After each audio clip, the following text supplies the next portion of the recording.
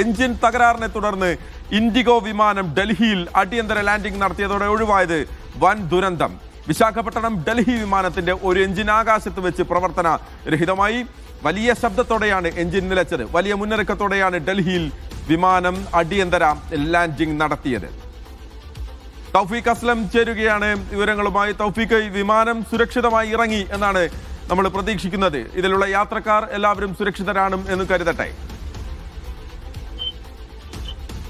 മഹേഷ്, 11 മണിയോടുകൂടി വിമാനം സുരക്ഷിതമായിട്ട് തന്നെ ഡൽഹി വിമാനത്താവളത്തിൽ ഇറങ്ങിയിരുന്നു. എന്നാൽ പിന്നീട് പുറത്തു വന്നത് ഒഴിവായത് വൻ ദുരന്തമാണ് എന്നുള്ളൊരു വിവരമാണ് ഇപ്പോൾ DGCL നിന്ന് ലഭിച്ചത്. ഇൻഡിഗോ വിമാനം അടിയന്തര ലാൻഡിംഗ് നടത്താനുണ്ടായത് ഈ വിമാനത്തിന്റെ ഒരു എഞ്ചിൻ ആകാശത്ത് വെച്ച് പ്രവർത്തനരഹിതമായതിനെ തുടർന്നായിരുന്നു. വലിയ ശബ്ദത്തോടെയായിരുന്നു ഈ എഞ്ചിൻ പ്രവർത്തനരഹിതമായത്. പറക്കലിനിടെ തന്നെ അടിയന്തരാവസ്ഥ പ്രഖ്യാപിച്ചുവെന്ന് കൂടി DGCA അറിയിച്ചിട്ടുണ്ട്. വിശാഖപട്ടണത്തിൽ നിന്നും ഡൽഹിയിലേക്ക് പറന്ന വിമാനമാണ് അടിയന്തരമായി ഡൽഹി വിമാനത്താവളത്തിൽ ലാൻഡിംഗ് നടത്തിയത്. യാത്രാമധ്യേ ആകാശത്ത് വെച്ചായിരുന്നു വിമാനത്തിന്റെ ഒരു എഞ്ചിൻ വലിയ ശബ്ദത്തോടുകൂടി തകരാറായത്. ഇതോടുകൂടി വലിയ പരിഭ്രാന്തി വിമാനത്തിനകത്തുണ്ടായതെന്നാണ് നിലവിൽ ലഭിക്കുന്ന വിവരങ്ങൾ. എന്നാൽ പൈലറ്റിന്റെ ഇടപെടൽ മൂലം ഉടൻ തന്നെ ATCയെ വിവരം അറിയിക്കുകയും ATC ഡൽഹി വിമാനത്താവളത്തിലേക്ക് അടിയന്തര ലാൻഡിംഗിന് സൗകര്യമൊരുക്കാനുള്ള നിർദ്ദേശം നൽകുകയായിരുന്നു. ഇതിന്റെ അടിസ്ഥാനത്തിൽ ഫയർ എഞ്ചിനുകൾ ഉൾപ്പെടെ 28ാമത് റൺവേയിൽ സജ്ജീകരിച്ചു. ഇതിനുശേഷമാണ് വിമാനം സുരക്ഷിതമായിട്ട് ഇറങ്ങിയത്. 161 യാത്രക്കാരായിരുന്നു വിമാനത്തിൽ ഉണ്ടായിരുന്നത്. യാത്രക്കാരെല്ലാവരും സുരക്ഷിതരാണ്.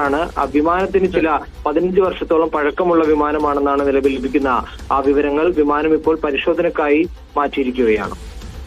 തൗഫീഖ് അസ്ലമാണ് വിവരങ്ങൾ നൽകിയത്. എഞ്ചിൻ തകരാറിനെ തുടർന്ന് ഇൻഡിഗോ വിമാനം ഡൽഹിയിൽ അടിയന്തര ലാൻഡിംഗ് നടത്തി.